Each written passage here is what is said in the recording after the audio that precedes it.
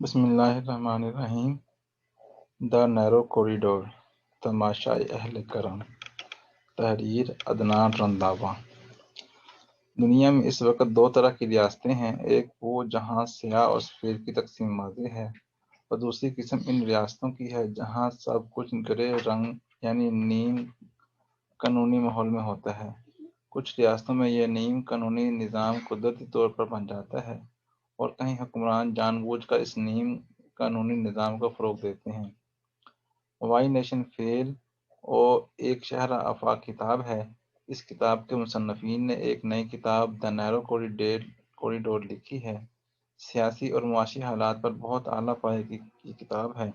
اس کتاب میں ایک ڈکٹیٹر کا ذکر ہے جس نے اپنے اقتدار پر اپنی گرفت مضبوط رکھنے کے لیے اپنے ملک میں جان بوجھ کر نیم قانونی گریڈ نظام نافذ کیا۔ اس نظام کی انتظامیہ کی تنخواہیں کم رکھیں لیکن انہیں کرپشن کی چھوٹ دی۔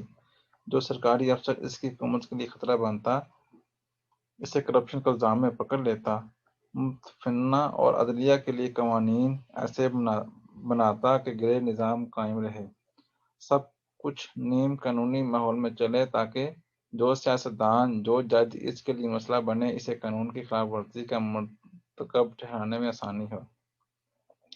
اسی طرح کا نظام کاروبار، صحافت اور دیگر شعبوں کے لیے وضع کیا۔ چند روز پہلے اسلام آباد ہائی کورٹ کے چیف جسٹس بلاک میں ایک دل خراش واقعہ ہوا۔ چیف جسٹس اطہر من اللہ ایک متوازن، نفیس اور محنتی جج ہیں۔ قلیل مدت میں اہم قانونی نکات پر ان کے سینکڑوں فیصلے قانونی جریدوں میں رپورٹ ہوئے ہیں۔ بنیادی انسانی حقوق، آزادی رائے اور سول سوسائٹی کے تحفظ کے لیے انہوں نے قابل تحسین فیصلے کیے ہیں۔ لاپتہ افراد کے معاملے میں ان کے تاریخی اور دلیرانہ فیصلے اس کے علاوہ ہیں، لیکن اس کے ساتھ ساتھ انہوں نے ہمیشہ ریاستی اداروں کو بھی اپنے فیصلوں کے ذریعے مضبوط بنانے کی کوشش کی ہے۔ ظاہر ہے کوئی انسان غلطیوں سے مبرہ نہیں، ان کے کچھ فیصلوں سے اختلاف کیا جا سکتا ہے۔ میں نے ان کا جو پروفائل بیان کیا ہے، سیاہ و سفید میں تقسیم معاشروں میں اس طرح کے لوگ ہیرو قرار پاتے ہیں، لیکن گرے یعنی نیم قانونی نظام میں اس طرح کے لوگوں کے ساتھ افسوسناک واقعات رونما ہو سکتے ہیں۔ ان کے چیمبرز اور ان کے ذات پر جو حملہ ہوا، اس سانحے کا تجزیہ بہت ضروری ہے۔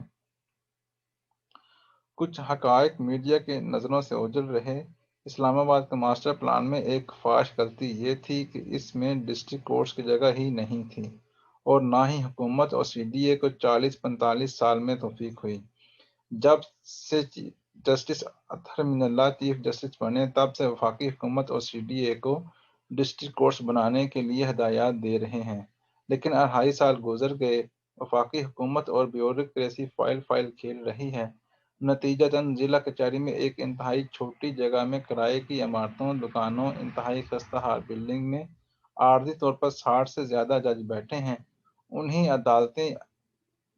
عمارتوں کے کرائے کی عدم ادائیگی کے تنازع انہی عدالتوں میں چل رہے ہیں۔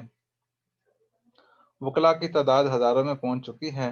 ہزاروں سائل اسی چھوٹی سی جگہ پر روز آتے ہیں۔ صبح یہاں تل دھرنے کی جگہ نہیں ہوتی۔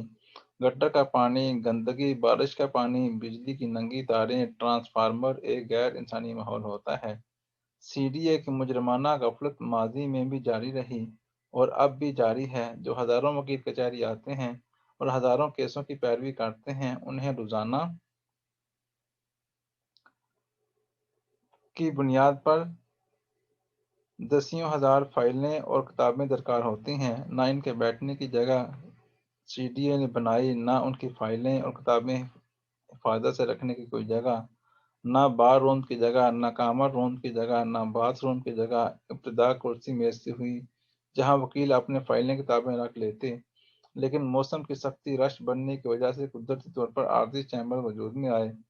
اس وقت سے موجود ہیں۔ جب سے کچہری بنی ہے، نئی عدالتیں بننے اور ہزاروں نئے وکلاء آنے کی وجہ سے زیادہ جگہ کی ضرورت ہے۔ 100 بار ایسوسی ایشن وکلاء کے درمیان عارضی چیمبرز کے معاملے کو غیر رسمی طور پر ریگولیٹ کرتی ہے۔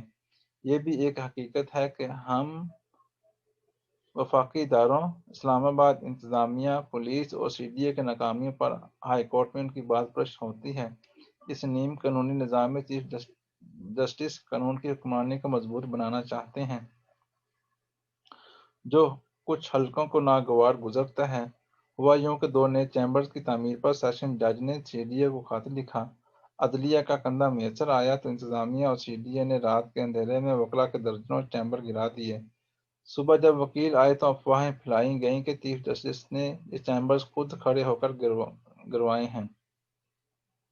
وکیلوں میں بدقسمتی سے انتہا پسند اور تشدد پسند عناصر بھی موجود ہیں، جن کی گرفت بہت ضروری ہے۔ مشتعل وکلا ہائی کورٹ کے لیے روانہ ہوئے تو اسلام آباد انتظامیہ نے ہائی کورٹ کی سیکورٹی بڑھانے کے لیے کوئی انتظامات نہ کیے۔ پھر ہائی کورٹ میں دلخراش واقعہ ہوا جس کا نہ کوئی جواز پیش کیا جا سکتا ہے اور نہ ہی دفاع، لیکن جلتی پر تیل کا کام دہشت گردی کی دفعہ ڈال کر کیا گیا، اور اب یہ شکایت وکیلوں میں گردش کر رہی ہے کہ بے گناہ وکلا کو بھی گرفتار کیا جا رہا ہے۔ وکلا کی ایک بڑی تعداد ان چند وکیلوں پر بہت برہم ہے جو اس افسوسناک واقعے میں شامل ہوئے۔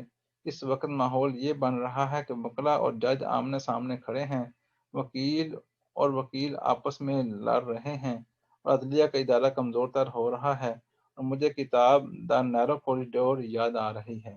اللہ حافظ۔